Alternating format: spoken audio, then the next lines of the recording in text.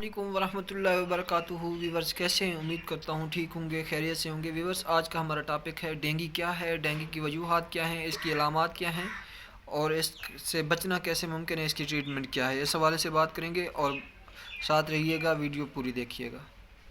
और दूसरा टॉपिक ये है कि वो कौन सा मुल्क है जिसमें 2 साल से ज़्यादा उम्र के बच्चों को वैक्सीनेशन का अमल स्टार्ट हो चुका है और वो वैक्सीन कौन सी है। तो वीवर्स अगरचे हम सबसे पहले डेंगू की बात करें। वीवर्स इसमें बहुत ही सिंपल तरीके से मैं डिस्कस करूँगा, डेंगू के बारे में बताऊँगा ताकि आपको बेहतर तरीके से समझ आ सके। फ़र्स्ट ऑफ़ ऑल हम बात करेंगे इसकी अलामात की। इसकी अलामात क्या हैं? फ़र्स्ट ये है कि इसमें बुखार होता है, तेज़ बुखार जिसे हम हाई ग्रेड फीवर्स कहते हैं, और डेंगू का दूसरा नाम ब्रेक बोन फीवर्स भी है, यानी हड्डियां तोड़ने वाला बुखार। तो इस फीवर में जिस्म में बहुत ज़्यादा दर्द होता है और आँखों का जो पीछे वाला हिस्सा है इसमें बहुत ज़्यादा शदीद दर्द होता है। इस बुखार में कमर में बहुत ज़्यादा दर्द होता है और बाज़ औक़ात जिस्म पर रैशेस, दाने वगैरह, रेडनेस बन आती है। तो जब आप डॉक्टर्स के पास जाते हैं तो डॉक्टर कैसे अलामात के अलावा डायग्नोज़ करता है कि ये कौन सा फ़ीवर है। इसके लिए हमारे पास पहले 1 से 3 दिन में इसके लिए हमारे पास 2 टेस्ट की अलामात होती हैं। इसके लिए नंबर 1 पे आता है NS1 एंटीजन, यानी नॉन स्ट्रक्चरल प्रोटीन है, जो हम चेक करवाते हैं ये प्रोटीन का हिस्सा है, इसीलिए हम इसे कहते हैं NS1 एंटीजन। दूसरा ऑप्शन ये होता है कि 1 से 3 दिन में PCR भी पॉजिटिव आ जाता है। PCR यानी dengue, PCR for dengue virus. PCR mean यानी कि पॉलीमरेज चेन रिएक्शन, यानी और अगर किसी को 5 से 6 दिन गुजर चुके हों तो उसके लिए हमारे पास एंटीबॉडीज़ चेक करवाने के लिए भी एक टेस्ट होता है।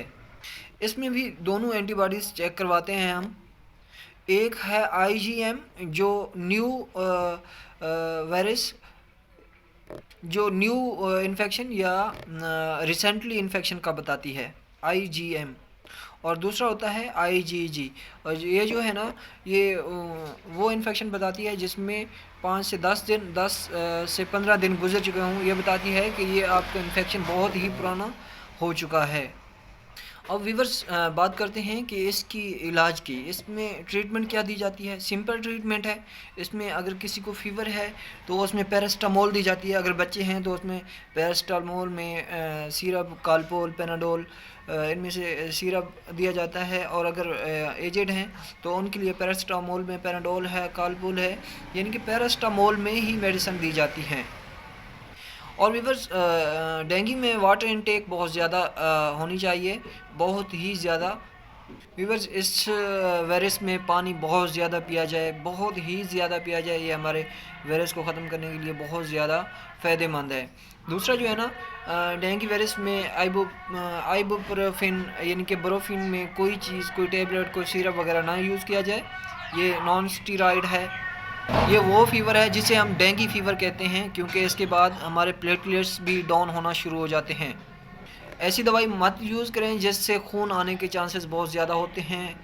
फ़ीवर 3 चीज़ें हैं। सिंपल सा ट्रीटमेंट है कि बुखार के लिए पैरास्टामोल, और वाटर इनटेक बहुत ज़्यादा होनी चाहिए, पानी बहुत ज़्यादा लेना चाहिए, और ख़ास तौर पे रेस्ट बहुत ज़्यादा करना चाहिए।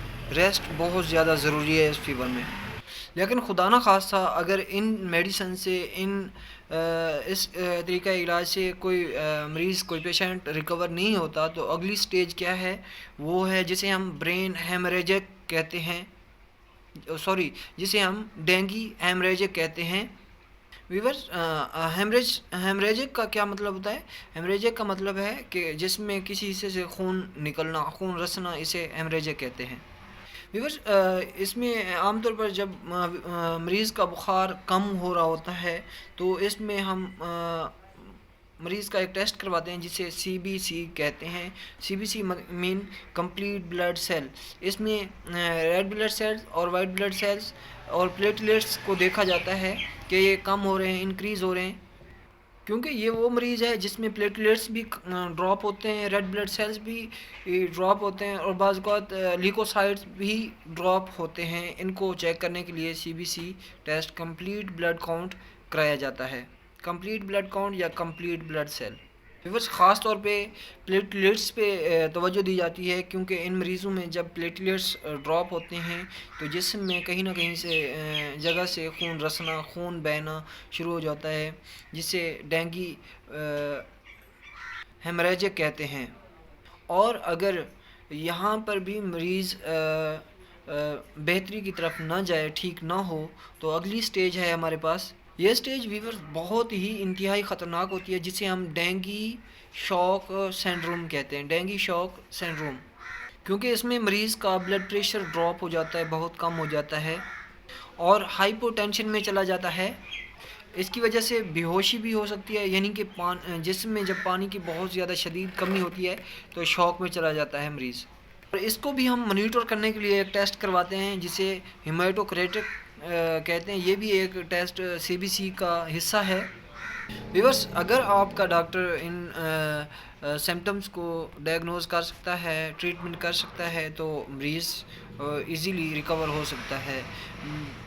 اگر بالفرض آپ کا ڈاکٹر ڈائگنوز نہیں کر سکتا، اس کی صحیح طریقے سے ٹریٹمنٹ نہیں ہوتی، تو مریض کی ڈیتھ ہونے کے چانسز بہت زیادہ ہوتے ہیں اس میں۔ جیسا کہ لاہور میں ریسنٹلی کافی مریض ڈینگی سے متاثر ہوئے تھے اور کافی ہلاکتیں بھی ہوئی تھیں۔ اس کی وجہ کیا تھی؟ یہی ڈینگی اور ٹریٹمنٹ کا صحیح نہ ہونا۔ ویورس ڈینگی بیسیکلی ایک وائرس ہے، اس کی 4 قسمیں ہیں، اور ویورس یہ چاروں قسمیں ہمارے پاکستان میں یہ موجود ہیں۔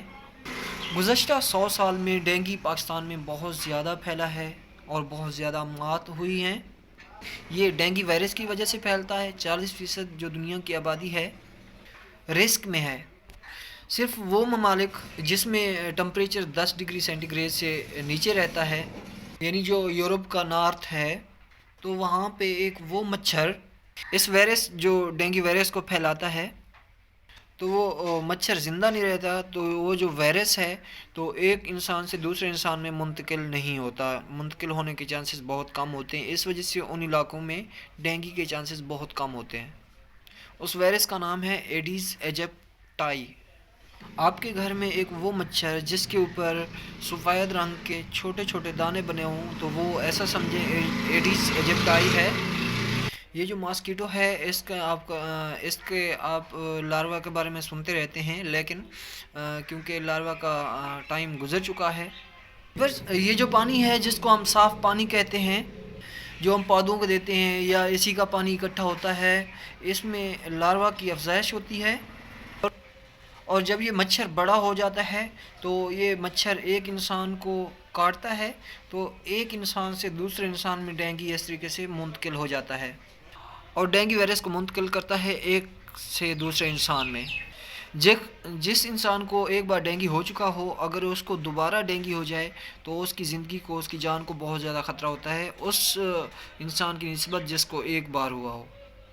اور اس کی 1 سے 5 سال کے درمیان ویو آتی ہے، اور اس ویو کے لیے پاکستان، انڈیا اور یہ علاقے بہت زیادہ خطرناک سمجھے جاتے ہیں۔ یہ بنیادی طور پر جو وائرس ہے، یہ آج سے کافی 100 سال پہلے یہ جو بندر ہوتے ہیں، منکیز ہوتے ہیں، انہوں نے انسانوں میں جنگ کیا، اور اس وجہ سے جو ہے نا، اور خاص طور پر یہ جو بحری جہاز جاتے ہیں، ان کے اندر ٹائر لگے ہوتے ہیں چھوٹے چھوٹے، اور ویورس ان ٹائروں کے اندر جو پانی ہوتا ہے، اس پانی کے اندر اس ڈینگی مچھر کی افزائش ہو رہی ہوتی ہے۔ اس لیے ویورس کوشش کیا کریں، پانی کہیں پہ بھی کھڑا ہو تو اس سے بچنے کی بہت زیادہ کوشش کیا کریں۔ ویورس ہاف ٹی شرٹ وغیرہ اس ٹائپ کی کوئی کپڑا یا جینز یا ٹی شرٹ وغیرہ نہ پہنا کریں، یا اگر پہنیں تو جسم پر کوئی ایسی لوشن وغیرہ لگا لیں جس کے ذریعے مچھر دور بھاگیں۔ اور ویورس اگر باہر سو رہے ہیں تو کوئی ایسا نیٹ، کوئی ایسی جالی استعمال کریں جس کے اندر مچھر نہ گھس سکے۔ ویورس یہ مچھر طلوع آفتاب اور غروب آفتاب کے وقت مچھر بہت زیادہ کاٹتا ہے۔ ویورس اب بات کرتے ہیں کہ 2 سال سے زیادہ عمر کے بچوں کو کس ملک میں ویکسین لگا رہے ہیں. ویورس وہ ہے کیوبیک ملک ہے، کیونکہ ایران اور کیوبیک میں ایک ویکسین بنی ہے. کیونکہ یہ ویکسین کیوبا میں بنی ہے اس لیے ایران اور کیوبا نے 2 سال یا 2 سال سے زائد عمر کے بچوں کو یہ ویکسین لگانا شروع کر دی ہے. 2 اس کی ڈوز ہیں جو 28 دن کے بعد لگتی ہیں، اور ایک بوسٹر ہے جو 56 دن کے بعد لگتا ہے. ویورز اگر ویڈیو پسند ہے تو لائک اور شیئر کر دیں، اور میرے چینل کو سبسکرائب کر دیں تاکہ میری ہر آنے والی نئی ویڈیو آپ تک بآسانی پہنچ سکے. شکریہ.